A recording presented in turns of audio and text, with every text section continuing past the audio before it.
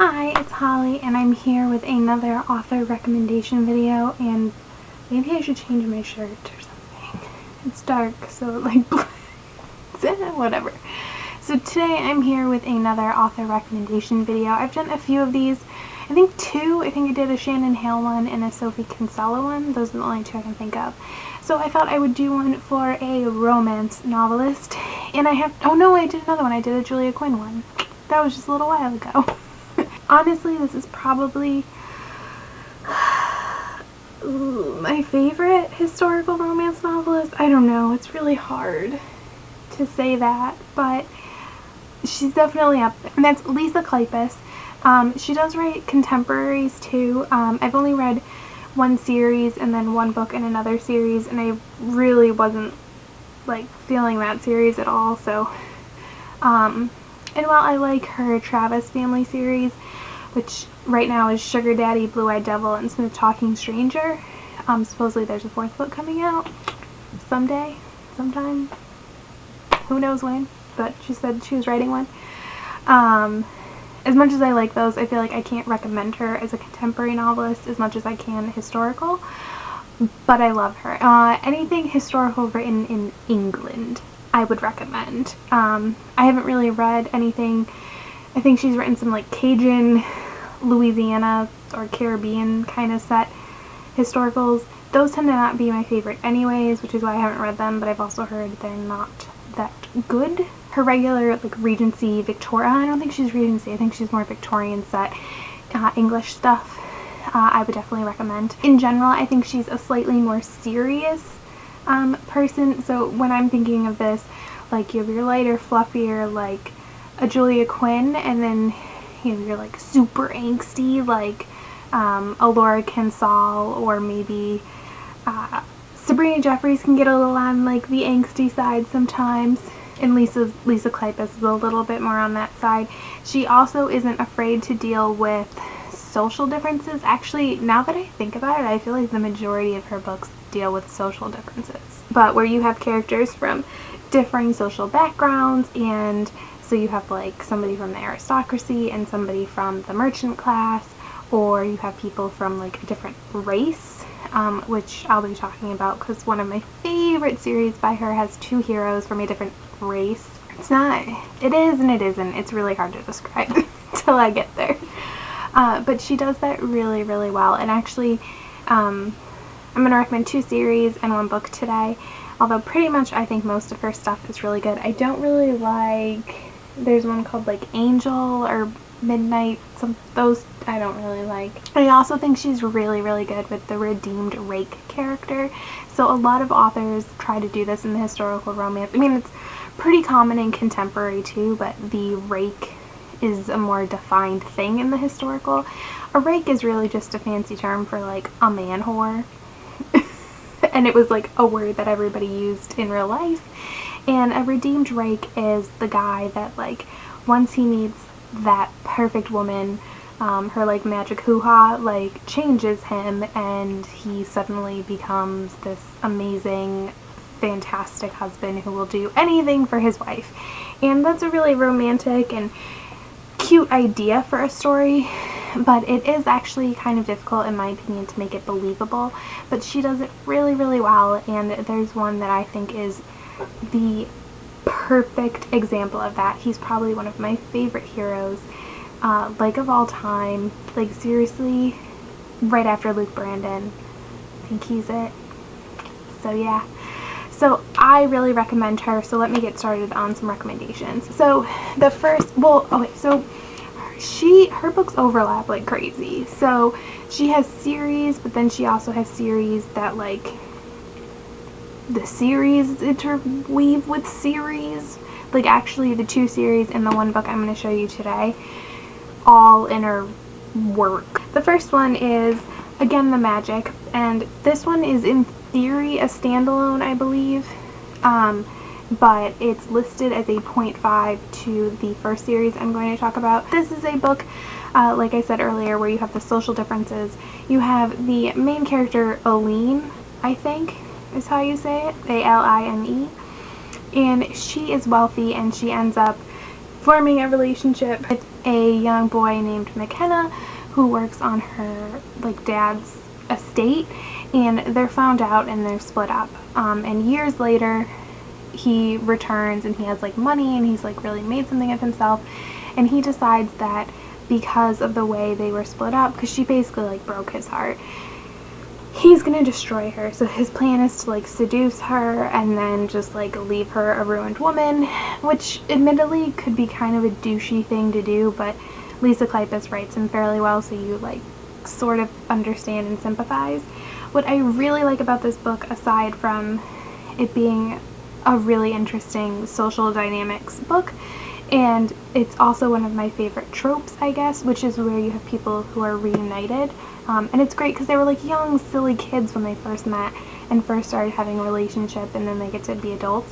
I personally don't think this is a spoiler, but the heroine in here gets injured and she's basically like physically deformed, and that is something that she's had to carry with her ever since, and it plays a role into their relationship as adults because it happened after they separated or were separated and everything. So I just really like that. You don't see a lot of that, especially deformed women in fiction. You don't see a lot of deformed men you'll see, but deformed women you won't. I mean, it's not like a horrible thing, which is kind of the point, is that like she makes it worse than it really is, and I think in general that's what we all do.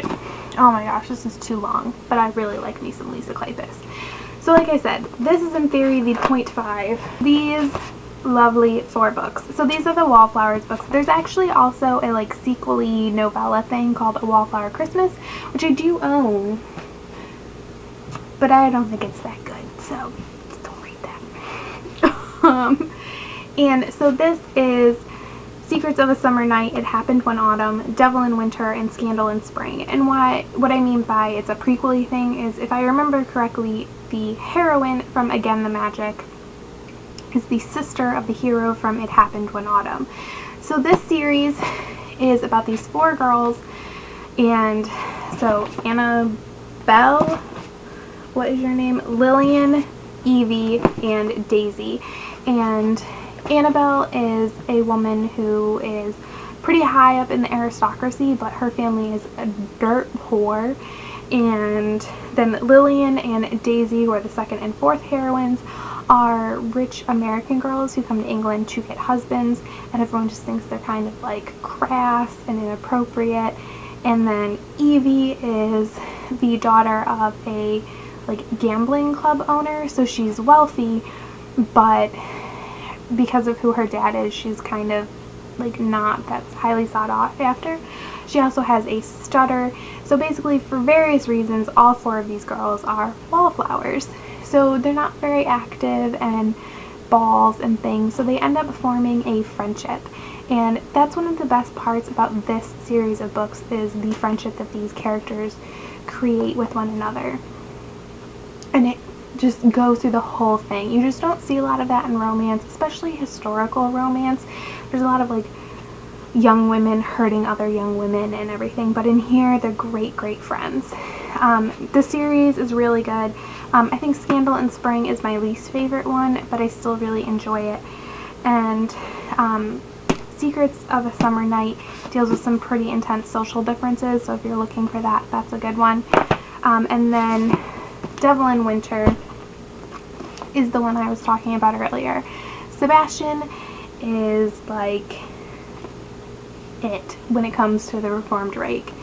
His story and Evie's story is fantastic and amazing, and if you read any Lisa Kleypas book, I have to say I think this is the one that you should read, because it's just a beautifully done story. So additionally, throughout those books, particularly in Devil in Winter, you meet a new character, and his name is Cam, and he works at the gambling club that Evie's dad owns and runs, and he's kind of interesting and different. What makes him particularly different is that he's a gypsy, and so that's what I mean by a different race. So he's a Romany gypsy, and they're kind of looked down upon, and people think that they're thieves and they're horrible people and you shouldn't trust them. and like the fact that he works in a gambling club and has like kind of power there is really unsettling for a lot of people. So you kind of fall in love with him as the series goes on and everything, but then these beautiful books get written, and these are the Hathaways, and I love the Hathaways. I was actually reading these as they were coming out, so the first two, I believe, were already out when I started reading them. And so Cam is actually the hero of the first book, Mine Till Midnight, and this series follows a group of 5 siblings, 4 girls and 1 boy, who, through a series of unfortunate deaths and tragedies, end up falling into like a title like their brother does. And their parents have been dead for a while. They were killed by scarlet fever, I think. It also took the brother his like love and fiance, and he's just been like drinking himself to death basically ever since. So the oldest daughter, Amelia, is taking care of everybody. That illness also took the heroine of the second book. She's basically become an invalid. She can't do like anything. She gets weak really easily, and that's an issue. So they fall into this like aristocracy, but they're really just a bunch of misfits, and yeah, it's all about them. It's fantastic. So this first book, and actually the second book also, Seduce Me at Sunrise, both deal with two of these young English beautiful women falling in love with and marrying 2 Romany gypsies, and that's just like crazy talk. Like, the fact that they would do that is pretty ridiculous, but she does it in such a good way and an honest way too. Like, these women know what they're getting themselves into, and they know that it's going to be a challenge for them and their children, but it's a decision that they take and make. Honestly, I struggle a lot of times with picking which one is my favorite, but I think Seduce Me at Sunrise is my favorite. It's actually got some more wear on the binding, so I'm gonna have to go with that. But the series is really good.